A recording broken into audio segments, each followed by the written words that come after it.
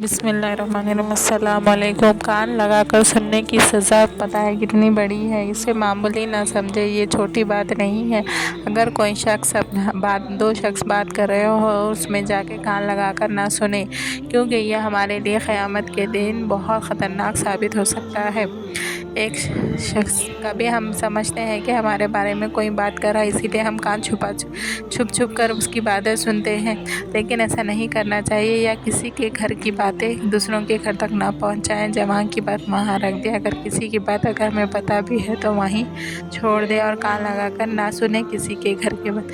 اگر ہم کسی کی بات کان لگا کر سنتے ہیں تو اللہ تعالیٰ قیامت کے دن اس کو، یہ ایسی عادتیں تو زیادہ تر عورتوں میں پائی جاتی ہیں، اسی لیے عورتیں اس سے غافل ہیں۔ عورتیں بھی یہ کوشش کریں کہ کان لگا کر نہ سنیں، اور مرد حضرات بھی کوشش کریں کہ یہ نہ کریں، ورنہ قیامت کے دن ان کے کان میں لوہا پگھلا کر ڈالا جائے گا، جو ہم بالکل بھی سہ نہیں سکتے۔ اسی لیے ہم یہ سب چیزوں سے دور رہیں۔ اللہ تعالیٰ ہم سب کو ہدایت دے۔ اور آپ کو یہ پسند آیا تو اس کو شیئر کریں، تاکہ سارے انسانوں کو پتہ چل جائے کہ کان لگا کے سننے کی کتنی بڑی سزا ہے۔